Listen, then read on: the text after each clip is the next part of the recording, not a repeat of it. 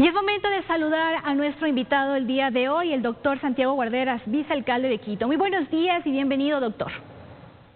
Muy buenos días, muchas gracias por la entrevista. Un saludo a los televidentes. Doctor, vamos a empezar ya con esa entrevista y estamos a una semana que culmine el estado de excepción. Sin embargo, desde el municipio, desde el COE provincial, aún no se han dado a conocer estas medidas que se tomarán cuando finalice este estado de excepción. Finaliza el estado de excepción, pero no termina la emergencia sanitaria ni tampoco el riesgo al contagio. La ciudadanía está sumamente preocupada porque desde el municipio no se advierte cómo va a actuar. Incluso ayer en la sesión del Consejo tampoco se tocó este tema. Sí, claro. Quienes tienen que tomar la decisión con respecto a las medidas que regirán a partir de que concluye el estado de excepción es el COE metropolitano. Y por ello es que el Consejo no debía tomar ninguna decisión, más bien iba a conocer cuáles son esas decisiones. El COE metropolitano ha venido trabajando con mesas técnicas en los distintos sectores para tomar las decisiones más acertadas en función de conocer cuál es la situación epidemiológica en el distrito metropolitano. Hay mesas técnicas de movilidad, hay mesas técnicas de espacio público, de salud, de educación, y con ello, obviamente, al terminar esta semana, la ciudadanía podrá conocer cuáles son esas medidas que van a regir en el distrito metropolitano. Sin embargo, en algunos temas se ha avanzado y ya podemos ir anunciando poco a poco esas medidas que tienen que ver fundamentalmente en movilidad, que la ciudadanía tiene mucha preocupación qué va a ocurrir el 14 de septiembre con respecto a los vehículos, a la circulación de vehículos, a los salvoconductos, al transporte público, al transporte improvincial. En fin, tenemos algunas guías que obviamente se las tiene que concluir de manera definitiva. El COE metropolitano se va a reunir este viernes y tomará ya las decisiones finales. Justamente en estas medidas que usted dice ya se pueden decir, son la restricción vehicular en cuanto a movilidad que se va a mantener tal y como está. Sí, el esquema que actualmente está operando en el sentido de que hay una alternancia de las placas se va a mantener de lunes a sábado con una modificación para evitar esta ventaja que podrían tener las placas que terminan en números impares, que pueden circular durante la semana laboral, lunes, miércoles y viernes, en tanto que los pares, los días sábado, jueves y viernes, al concluir este mes va a haber una modificación, van a cambiarse. Es decir, vamos a alternar de tal modo que mes a mes puedan tener un mismo equilibrio placas pares e impares. En el mes de octubre, lunes, miércoles y viernes circularán las placas pares y martes, jueves y sábado las placas impares. En tanto que los domingos se mantendrán la situación en la misma forma en que actualmente opera. Un fin de semana las placas pares, otro fin de semana las placas impares.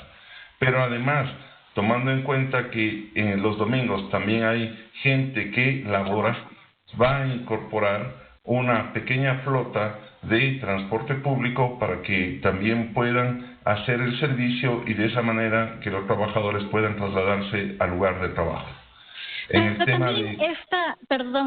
Perdón, doctor. Justamente también esta medida ha sido cuestionada por algunos concejales, quienes dicen que lo óptimo sería que se elimine la restricción vehicular para que cada persona utilice su auto propio, porque el riesgo de contagio al utilizar el sistema de transporte urbano es mucho más fuerte. En el distrito metropolitano, el 70% de la población se traslada por transporte público. Únicamente el 30% es el transporte privado y por tanto nosotros tenemos que privilegiar el transporte público. Obviamente que se tienen que tomar las medidas de bioseguridad correspondiente y por eso precisamente, a pesar de que el COE nacional autorizó que ya se pueda utilizar el 75% del aforo en transporte público, nosotros limitamos, no hemos ascendido, la mantenemos en el 50%, justamente porque conocemos de la situación epidemiológica de la ciudad y nosotros queremos proteger la vida y salud de estas personas. No olvidemos que también hay los taxis. El transporte comercial no tiene restricción y tienen de lunes a domingo, precisamente por esta circunstancia, para que puedan trasladarse. Es decir, hay que mirar el contexto, porque obviamente nosotros, vuelvo a repetir, tenemos que proteger lo que ocurre con la mayoría de habitantes que tienen su residencia en el Distrito Metropolitano de Quito. ¿Pero qué va a pasar con los controles en la restricción vehicular? Porque ahora que aún no culmina el estado de excepción, hemos visto que en los últimos días hay gran cantidad de autos que están transitando sin respetar el día que tienen que salir. Justamente, eso es problema de los salvoconductos, y lo que va a hacer el municipio a partir del 14 de septiembre va a emitir y controlar los salvoconductos. Para ello ha construido una plataforma que cruza información con el Servicio de Rentas Internas y con la propia base de datos del municipio, que con respecto a las LUAES y las patentes municipales, de tal forma que cuando se emita el salvoconducto, tendremos posibilidad de que efectivamente constatemos que la actividad comercial que se nos ha señalado es la que corresponde, porque ahora lamentablemente hay muchas personas que han sacado salvoconductos, creo que casi todos tienen salvoconductos, y muchos de ellos no cumplen con la actividad comercial que está autorizada porque no ha existido un control. Esta plataforma nos va a permitir encriptar la información. Se van a emitir salvoconductos con código QR que encripta la información del solicitante y que son legibles. Esto es lo fundamental, con aplicaciones que lo van a tener los agentes metropolitanos de tránsito, porque en este momento no tienen la aplicación para leer el código QR, y por consiguiente se generan todos los problemas que hemos visto. Justamente, si tenemos un mayor control, un estricto control de salvoconductos, vamos a evitar lo que sucede en estos días en que usted ve prácticamente que todo mundo circula, cualquiera sea la placa, y por consiguiente se generan estos problemas de congestión, aglomeración, que se convierten en focos de infección. ¿Y cuáles son las consideraciones que se van a tomar en cuenta para la emisión de los salvoconductos? ¿Se van a mantener también los salvoconductos para los sectores estratégicos? Sí, prácticamente el esquema que ha regido hasta estos días lo vamos a seguir, es decir, se van a aplicar las mismas exoneraciones que el COE nacional ha emitido. En ese sentido, no tendrán que tener salvoconductos médicos, abogados, en fin. Y quienes deberán obtener son aquellas actividades autorizadas, pero será la empresa la que es responsable de obtener los salvoconductos. Recordemos que para cada vehículo se requiere un salvoconducto, pero cuando ese vehículo transporta más de varias personas, varios trabajadores, será necesario obtener salvoconductos para todos ellos. En cuanto al control del espacio público, ¿qué va a hacer el municipio para evitar las aglomeraciones en las plazas, en las calles, en los parques? Porque esto puede poner en riesgo también a la ciudadanía. ¿Tiene competencia para actuar ahí el municipio?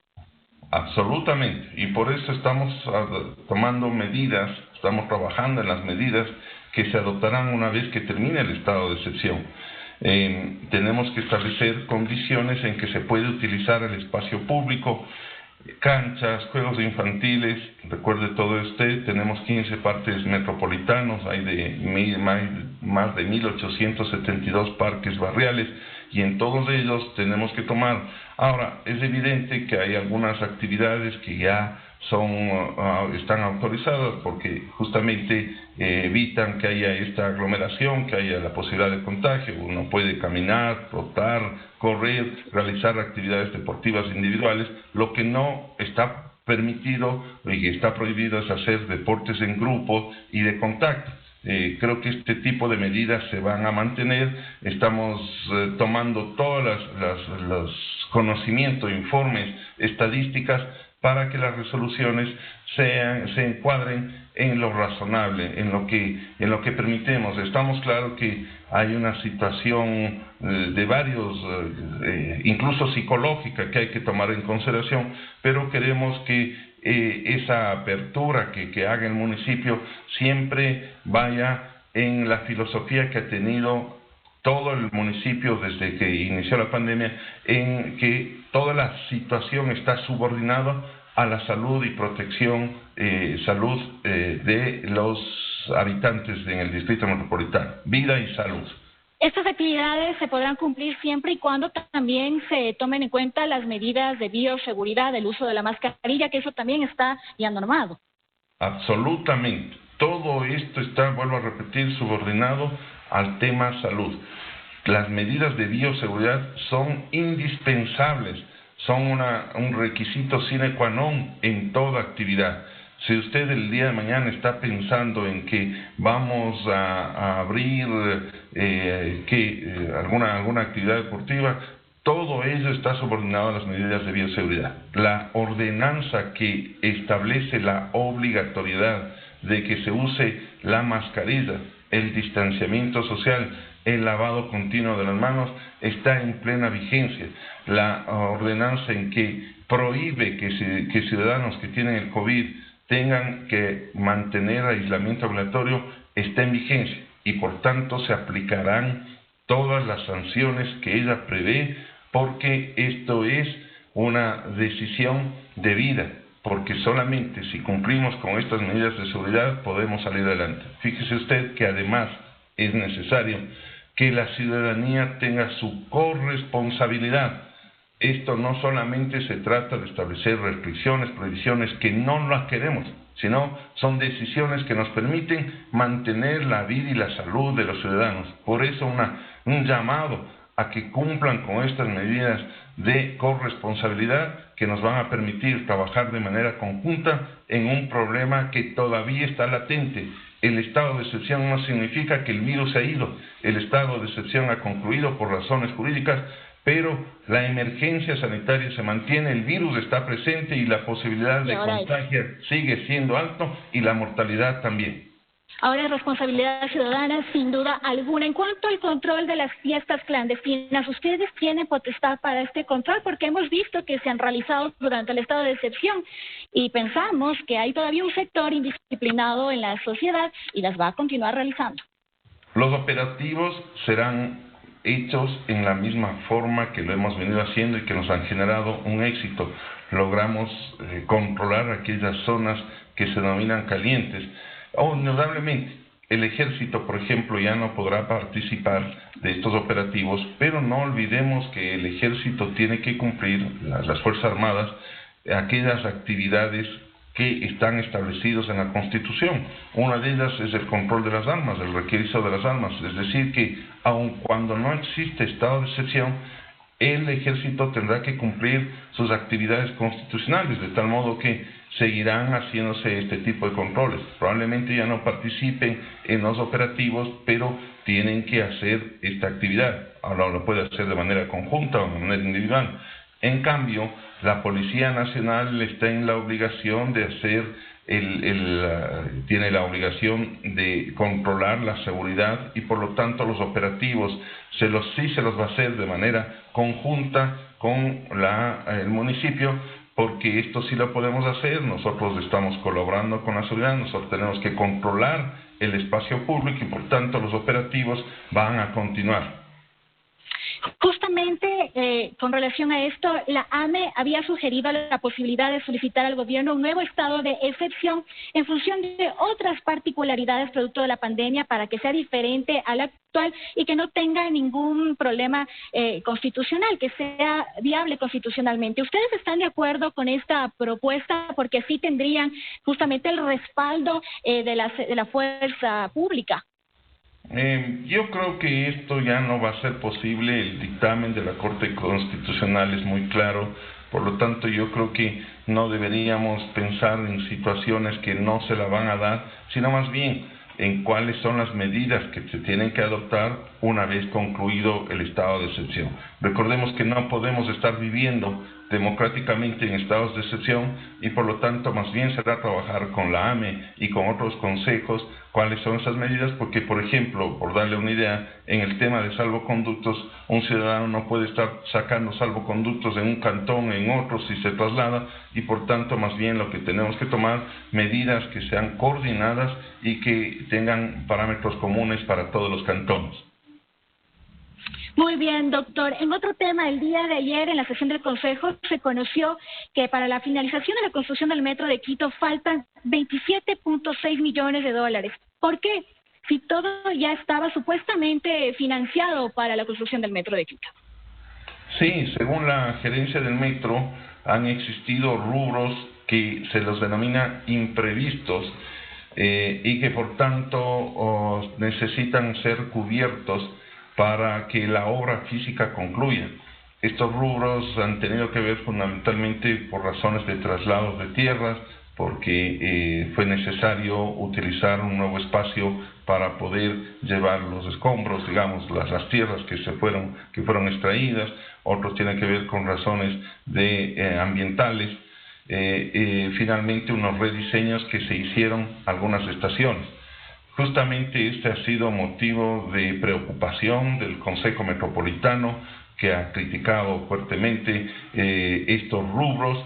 Se están pidiendo análisis complementarios para poder determinar si efectivamente estos caen en la categoría de imprevistos y en definitiva, una vez que tengamos la información clara, podremos tomar decisiones con respecto a esta cantidad que se requiere para concluir la obra física, porque fundamentalmente lo que nosotros pretendemos es que el metro, el operador, funcione. O sea, tenemos muy claro que este va a ser una obra que va a permitir a los ciudadanos tener una mejor movilidad, tener un transporte público de calidad, y por ello tenemos que apostar en todo lo que sea necesario para que esta obra ya empiece en funcionamiento. Sin duda alguna, vigilar que los plazos se cumplan y finalmente para la fecha establecida comienza a funcionar el Metro de Quito, una obra importantísima para la ciudad. Muchas gracias, doctor, por habernos acompañado en esta entrevista. Estaremos atentos entonces a las resoluciones que se tengan el día viernes, cuando finalmente se reúnan con el COE provincial y se sepa qué va a pasar con la ciudad en cuanto a la emergencia sanitaria.